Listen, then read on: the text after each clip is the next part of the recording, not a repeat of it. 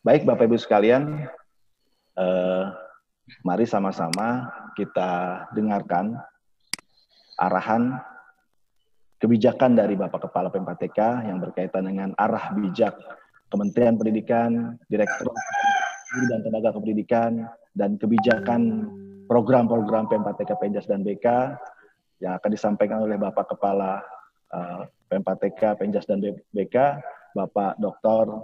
Haji Yaswardi MSI, dan mohon perkenan Bapak untuk dapat memberikan arahan sekaligus membuka. Dengan hormat, kami persilakan Pak Kepala, Pak Kapus. Terima kasih Pak Yuda. Bismillahirrahmanirrahim. Assalamualaikum warahmatullahi wabarakatuh. Waalaikumsalam warahmatullahi wabarakatuh. Yang saya hormati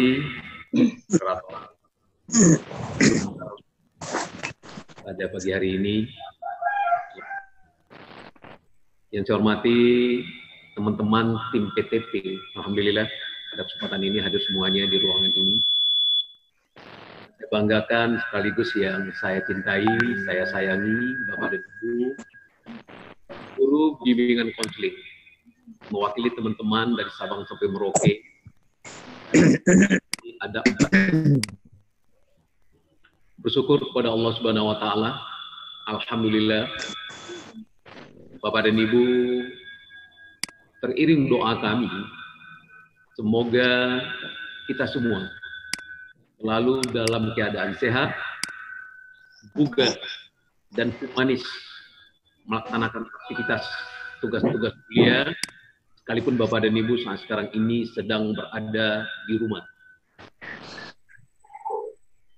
Bapak dan Ibu yang saya hormati, pada kesempatan ini saya ingin menyampaikan beberapa kebijakan. Sebagian sudah saya sampaikan sebelumnya melalui kegiatan webinar RPL. Kemudian Bapak dan Ibu, kemarin kami baru saja berdiskusi dengan Bapak Dirjen kita yang baru. Kepada Bapak dan Ibu perlu kita sampaikan,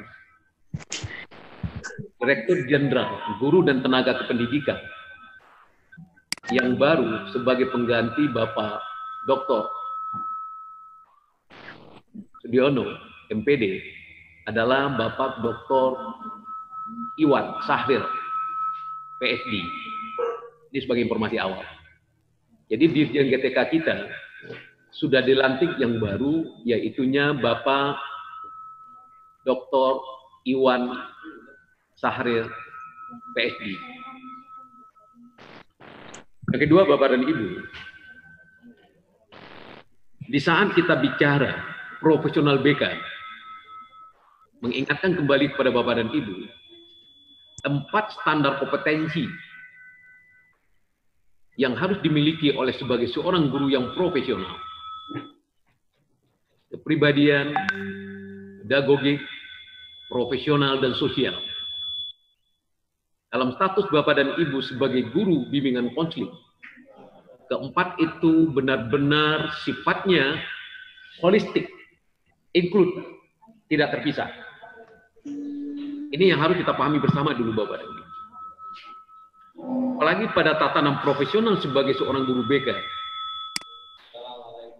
kepribadian dan sosial Bapak dan Ibu, harapan saya, harapan kita semua, itu menjadi ikon yang dimiliki oleh guru BK Indonesia.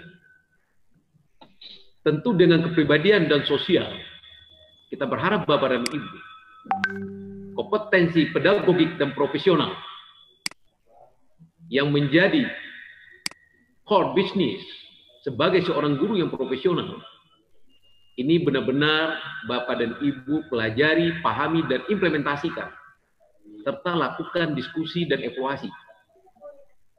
Ini yang harus kita lakukan. Yang kedua, Bapak dan Ibu, di saat kita bicara profesional, saya ingin mengingatkan kepada kita, ada 4 tahapan yang harus dimiliki oleh seorang guru BK yang profesional. Tahapan yang pertama, Bapak dan Ibu, adalah dia aware, kita sadar, saya ini guru BK, saya ini guru mata pelajaran, apa yang harus saya miliki sebagai seorang guru BK? Pertanyaan itu Bapak dan Ibu itu tahap awal sebagai seorang profesional. Sehingga seorang profesional Bapak dan Ibu dia menyadari saya ini guru, tugas pokok dan fungsi serta tanggung jawab saya apa? Ini yang harus Bapak dan Ibu dibekali pertama kali dulu. Karena Bapak dan Ibu, ilmu itu berkembang. Tahap yang kedua sebagai profesional adalah knowledge. Dia selalu belajar. Sehingga Bapak Dirjen, Bapak dan Ibu, Mas Menteri sering menyampaikan, literasi Bapak dan Ibu sebagai solusi cerdas untuk menjadi profesional yang baik. Selalu dekat dengan sumber informasi. Lalu peduli dengan perkembangan ilmu pengetahuan dan teknologi. Ini suatu keharusan untuk menjadi seorang profesional. Knowledge, selalu belajar. Yang ketiga, Bapak Ibu, tahapan sebagai profesional adalah care. Ini juga core-nya BK, memiliki kepedulian yang tinggi terhadap profesi dan tugas pokok fungsinya. Tanpa dipaksa, Bapak Ibu. Tetapi timbul kesadaran, ketulusan, keikhlasan. Lakukan aktivitas. Satu di antaranya adalah kepedulian menyusun perencanaan. RPL, inspiratif. Itu salah satu contoh. Jadi RPL inspiratif Bapak dan Ibu. Bagian daripada aware, knowledge, dan care.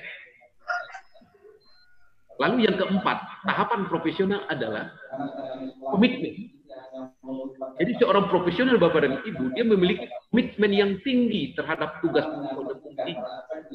Dipertanggungjawabkan Bapak dan Ibu secara administrasi sebagai pegawai, tapi secara moral Bapak dan Ibu bertanggungjawabkan kepada Allah Subhanahu Wa Taala, Tuhan yang Maha Esa. Betapa idealnya profesional seorang guru Bapak dan Ibu. Disinilah Bapak dan Ibu kita harus melalui Pak Ara nantinya dipertegas. Aware, knowledge, care, komitmen. Dari 4 standar kompetensi Bapak dan Ibu, 4 tahapan menjadi seorang profesional. Ending yang diharapkan dari seorang guru BK yang profesional adalah inspiring teacher. Bapak dan Ibu sebagai guru yang mampu menginspirasi anak didik kita. Terinspirasi anak kita dengan cara kita berbicara, cara kita tersenyum, tatapan mata kita, berpakaian, berjalan, menyapa, berdiskusi. Kita menjadi inspire. Jadi idola yang sangat ditunggu. Kapan guru BK saya hadir? Mengapa guru BK saya tidak hadir hari ini? Hari demi hari Bapak dan Ibu, keberadaan Bapak dan Ibu ditunggu, diterima Bapak dan Ibu. Sehingga terbangunlah internalisasi. Sudah ada internalisasi Bapak dan Ibu. Orang itu akan berperilaku positif. Ini basic dasar sebagai seorang profesional.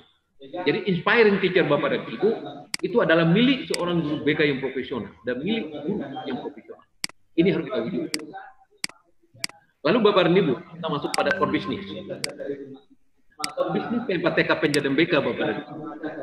Yang paling utama sekali adalah P4TK harus menyusun dokumen-dokumen pengembangan peningkatan kompetensi bagi guru BK dan guru PJOK. Ini yang sedang kita siapkan Bapak. Saya berterima kasih kepada Mas Yuda di PTP, Mbak Ara dan teman-teman di BK. Selalu Bapak hari demi hari teman-teman menyiapkan dokumen-dokumen yang diperlukan dalam rangka pengembangan kompetensi profesional guru PJOK dan guru BK yang ada di Indonesia Bapak dan Ibu. Yang kedua Bapak dan Ibu, core business kita adalah melaksanakan peningkatan kompetensi terhadap guru PJOK dan guru BK yang ada di Indonesia. Dalam pelaksanaan peningkatan kompetensi Bapak dan Ibu, P4TK Penjadem BK nggak sanggup sendiri. Nggak bisa. Makanya Bapak dan Ibu harus ada balance, keseimbangan. Apa bentuk keseimbangan yang harus dimunculkan Bapak dan Ibu?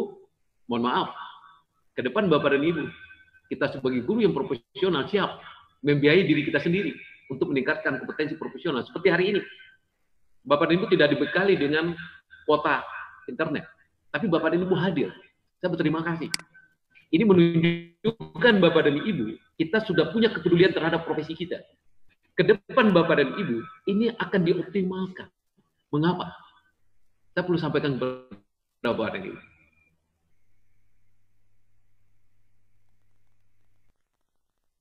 Nggak mungkin Bapak keuangan saat ini Bapak dan Ibu. Makanya Profesional Bapak dan Ibu akan memaksa Bapak dan Ibu ke depannya perlu menyiapkan sedikit anggaran dalam rangka peningkatan kompetensi Bapak dan Ibu. Lalu yang ketiga Bapak dan Ibu, kerjasama. P4TK Bapak dan Ibu, di saat menyusun dokumen dan melaksanakan diklat peningkatan kompetensi, perlu ada mitra strategis. Satu di antara mitra yang paling terdepan Bapak dan Ibu adalah Bapak dan Ibu dalam wadah komunitas, dalam wadah ekosistem, yaitunya MGBK, yang ada di kabupaten kota, di region-region, di provinsi Bapak dan Ibu. Ini mitra terdekat ke depannya. Sehingga Bapak dan Ibu, P4TK perlu menyiapkan master teacher, guru-guru senior, minimal 1 MGBK ada 1.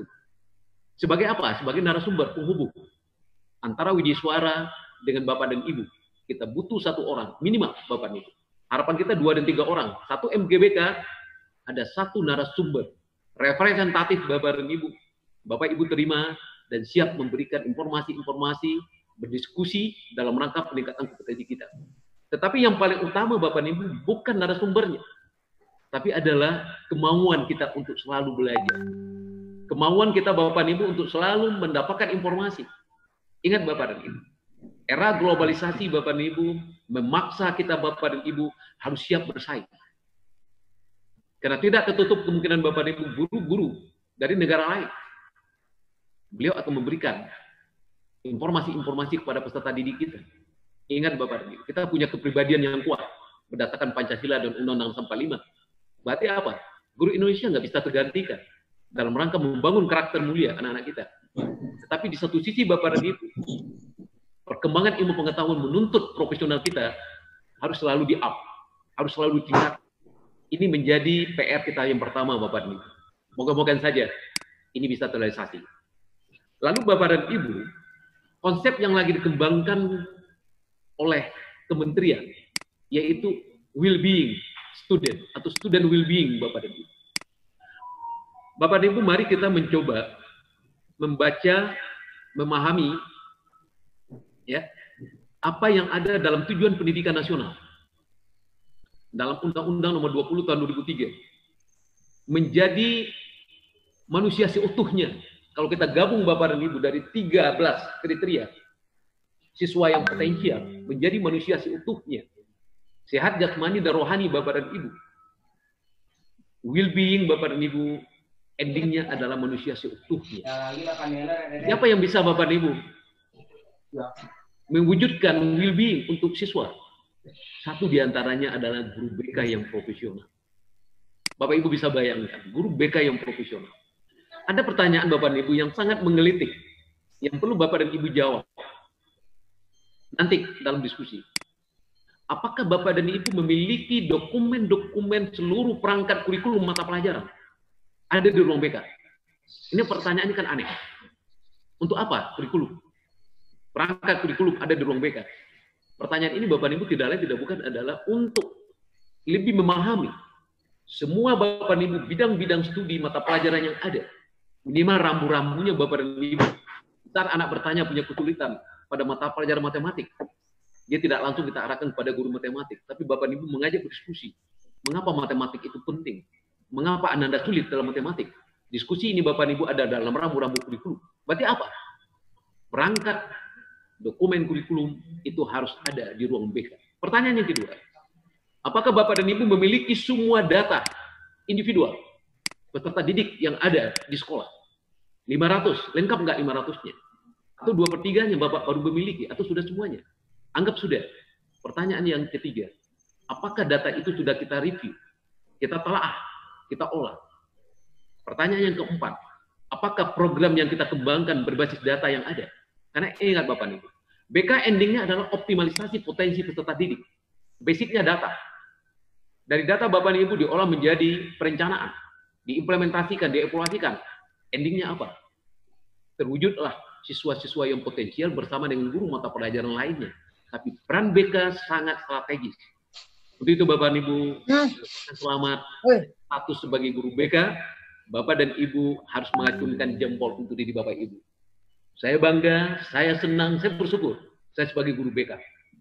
Tetapi di satu sisi Bapak dan Ibu tuntutan ke depan. Hari ini Bapak dan Ibu begitu banyaknya gangguan psikososial anak-anak.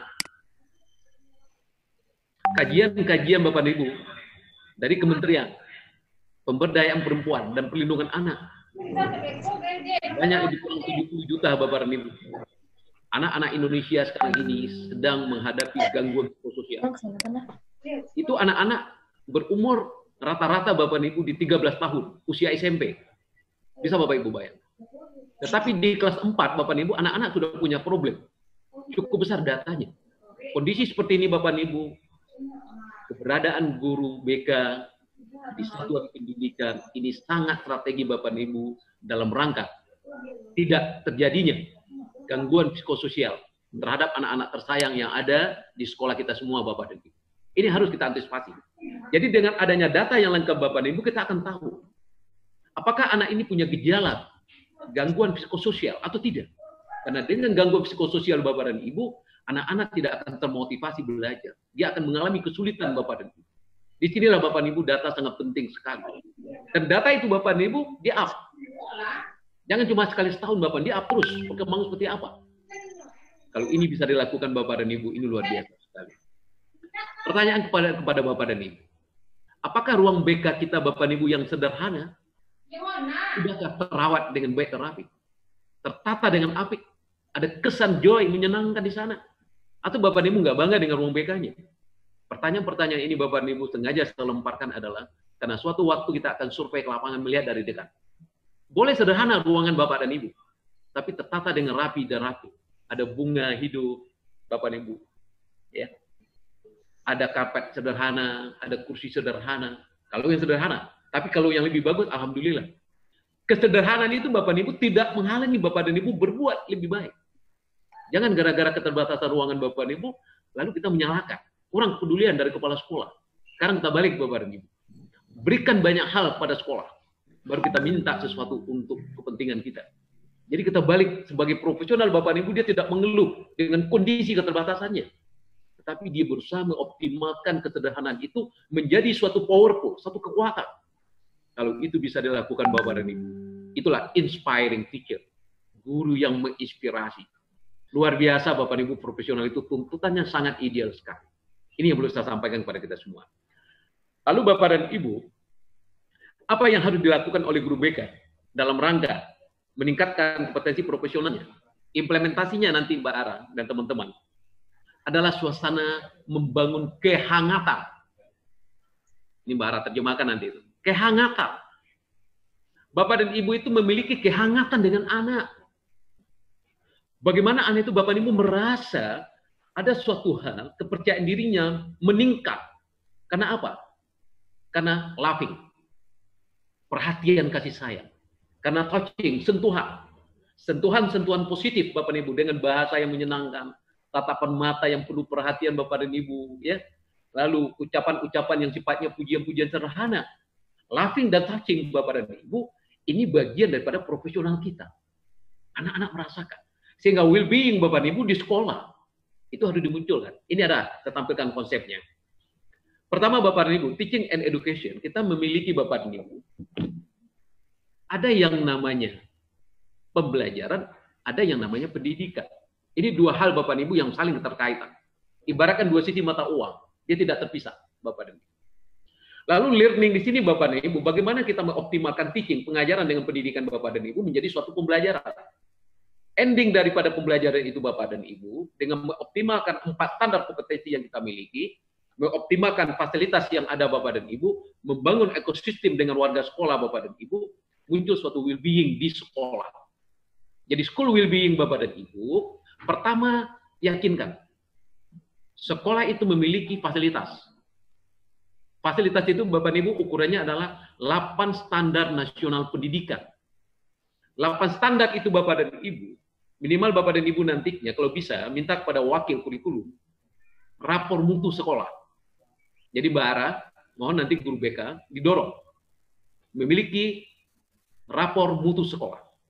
Rapor mutu sekolah itu Bapak dan Ibu, semua sekolah harus punya rapor mutu sekolah. Karena ke depan Bapak dan Ibu, rapor mutu itu Bapak dan Ibu akan menunjukkan potret sekolah yang sebenarnya. Dari 8 standar yang ada dalam laporan mutu, salah satu adalah standar kelulusan. Mari Bapak dan Ibu lihat, seperti apa tingkat kelulusan anak-anak kita tahun demi tahun. Tapi sebelum kita melihat kelulusan, Mbak Ara dengan teman-teman, kita melihat dulu adalah pada standar prosesnya. Bapak dan Ibu, sekali-sekali Bapak dan Ibu lakukan monitoring dan observasi. Mohon izin kepada wakil kurikulum.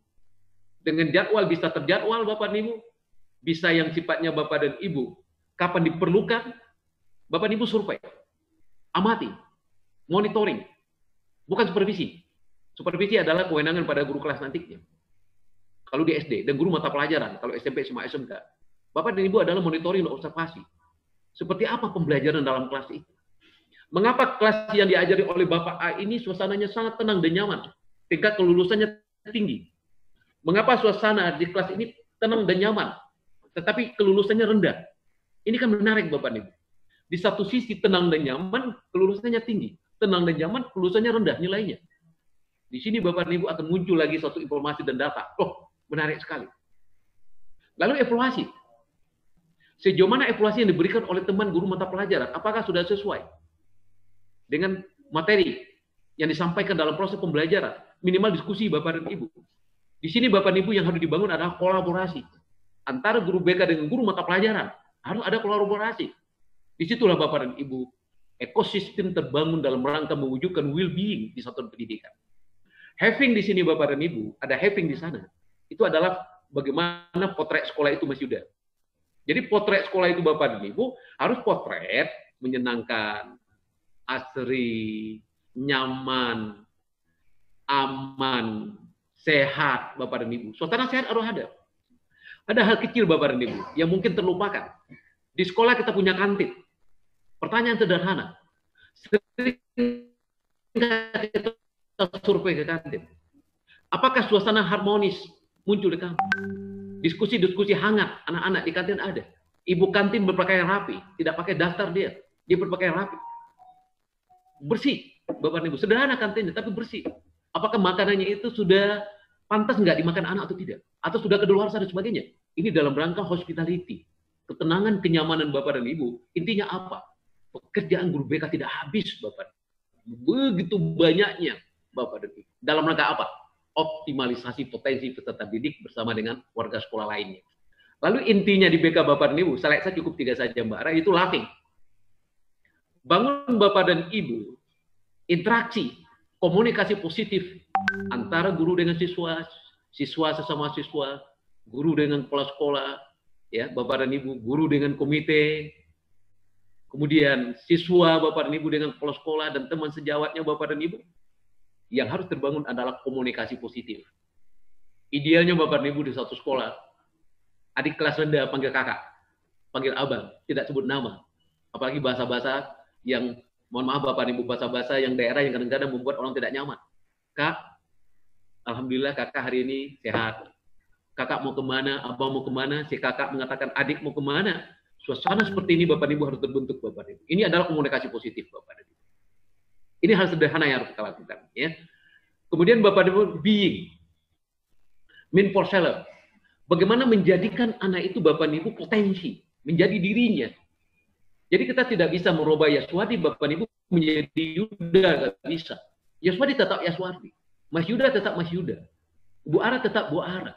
Tetapi potensi dalam diri Yaswadi itu dioptimalkan Bapak dan Ibu sesuai dengan bakat dan minatnya.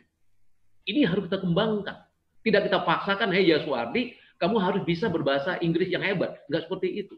Saya punya keterbatasan umpamanya. Di sini Bapak dan Ibu data juga. Jadi menjadi will be, menjadi dirinya Bapak dan Ibu, ini penting sekali. Untuk itu apa Bapak dan Ibu? Data lagi. Data lagi yang akan mengatakan optimalisasi potensi dalam konteks will-being student atau student well-being Bapak dan Ibu. Ini perlu. Lalu Bapak dan Ibu, untuk membuat anak itu menjadi dirinya potensial, ada nilai-nilai kesehatan. Kondisi sehat.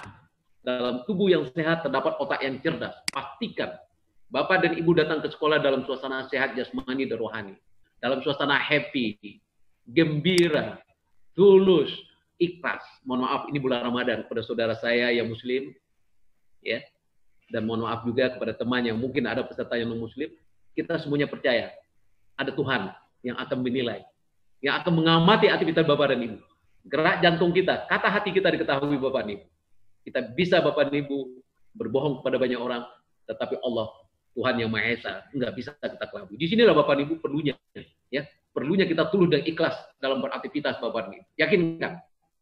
Untuk itu kepada Bapak dan Ibu BK, guru PJOK, saya sudah sampaikan kepada Pak Dirjen, minimal Bapak dan Ibu berdua sinergitas. Tentu bukan cuma 2 guru saja, PJOK dan BK. Dengan semua guru kita harus membangun sinergitas. Tapi saya berharap pada teman guru BK, sampaikan salam hormat pada guru PJOK, kita adalah bersaudara kandung. Dengan guru mata pelajaran juga bersaudara Bapak dan Ibu. Tapi yang paling dekat Bapak dan Ibu adalah dengan guru PJOK. Karena apa? Kita berada pada rumah yang sama. Rumah PJOK dan rumah BK, yaitu P4TK Penja dan BK. Untuk itu Bapak dan Ibu, saya mohon sekali bangun komunikasi positif dengan semua guru, dengan kepala sekolah, dengan pengawas, dengan orang tua murid. Tetapi khusus dengan guru PJOK Bapak dan Ibu, bangunlah sinergitas. Buatlah program Bapak dan Ibu. Program yang sifatnya TET integral. Tergabung Bapak dan Ibu antara PJOK dan BK. Di dalam PJOK Bapak dan Ibu ada gerakan tubuh yang sehat, aktivitas yang kreatif Bapak dan Ibu, dan ada prestasi olahraga. Di BK Bapak dan Ibu adalah memberikan sentuhan-sentuhan informasi, memberikan motivasi-motivasi Bapak dan Ibu. Solusi Bapak dan Ibu memberikan problem solving, menyelesaikan masalah-masalah anak Bapak dan Ibu, memberikan wejangan, mengarahkan Bapak dan Ibu, sehingga anak merasa nyaman Bapak dan Ibu. Lalu kita gabung Bapak dan Ibu, kita bisa bayangkan. Well-being melalui PJOK dan BK Bapak dan Ibu, kalau bisa dilakukan ini, percepatannya akan lebih dahsyat Bapak dan Ibu. Tetapi dengan guru mata pelajaran Bapak dan Ibu, semua kita harus membangun komunikasi positif dalam bentuk ekosistem di satuan pendidikan. Terasa ini saja Bapak dan Ibu, sekali lagi, saya pribadi mengucapkan terima kasih kepada divisi BK yang telah menggagas kegiatan ini, divisi PTP, P4TK Penja dan BK, Bapak dan Ibu yang sudah siap dengan segala konsekuensinya, insya Allah Bapak dan Ibu, kita akan siapkan nantinya sertifikat pada posisi Bapak dan Ibu sudah menyelesaikan produk-produk yang harus dikerjakan. Karena kegiatan kita ini Bapak dan Ibu, pendekatannya Bapak dan Ibu adalah pendekatan in on in. Bapak dan Ibu nantinya dibekali hari ini, akan ada aktivitas, ya, aktivitas bekerja Bapak dan Ibu, lalu produk Bapak dan suatu waktu akan dinilai. Ingat Bapak dan Ibu, di saat kita bicara produk Bapak dan Ibu, harus ada standarnya. Suatu produk Bapak dan Ibu, pertama adalah keterbacaannya. Apa yang kita susun Bapak dan Ibu, orang paham. Orang paham Bapak dan Ibu. Dengan bahasa yang sederhana. Jangan terlalu banyak Bapak dan Ibu konsep-konsep yang sulit dipahami. Lalu produk yang kedua Bapak dan Ibu, itu sifatnya adalah ada kreativitas dan inovasi dalam produk kita.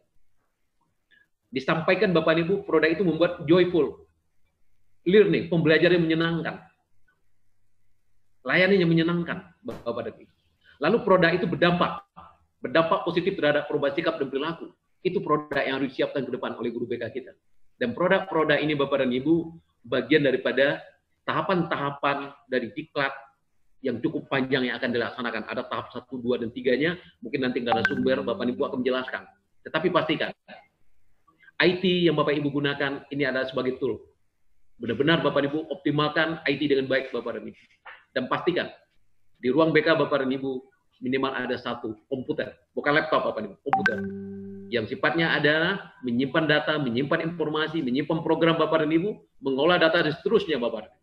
Hari-hari kita Bapak dan Ibu, di samping kita mengolah data, mencari informasi, Bapak dan Ibu melakukan survei-survei sederhana, monitoring, evaluasi Bapak dan Ibu terhadap program yang kita lakukan ataupun aktivitas yang ada di sekolah. Diskusikan dengan kepala sekolah Bapak dan Ibu, diskusikan dengan pengawas Bapak dan Ibu, diskusikan di MGBK, dan pastikan satu topik diskusi Bapak dan Ibu harus ada solusinya. Kalau sudah ada solusinya Bapak dan Ibu, dan itu harus kita praktekkan dalam aktivitas kita sebagai guru BK yang profesional. Selamat mengikuti diklat. Saya berharap pada Bapak dan Ibu jangan sempat Bapak dan Ibu tidak hadir dalam tahapan-tahapan selanjutnya. Pastikan Bapak dan Ibu sudah sangat siap menjadi seorang guru BK yang profesional. Terima kasih. Mohon maaf Bapak dan Ibu kalau terlalu banyak informasi-informasi, ada yang kurang tepat, ada yang kurang baik, saya mohon dimaafkan. Sebelum saya Bapak dan Ibu menyudahi pertemuan ini, kami atas nama keluarga besar P4TK Penjas dan BK, terkhusus bagi yang melaksanakan ibadah saum selamat melaksanakan ibadah puasa Ramadan. Dan insya Allah Bapak dan Ibu kalau tidak perubahan, tanggal 24 Mei kita akan melaksanakan Idul Fitri 1 Syawal 1441 Hijrah. Dari lubuk hati yang paling dalam, pribadi, keluarga, dan seluruh karyawan P4TK Penyedemika mengucapkan selamat Idul Fitri. Mohon maaf lahir dan batin. Dengan mengucapkan Bismillahirrahmanirrahim, diklat peningkatan kompetensi profesional guru BK melalui aktivitas online secara resmi dinyatakan dibuka. Terima kasih.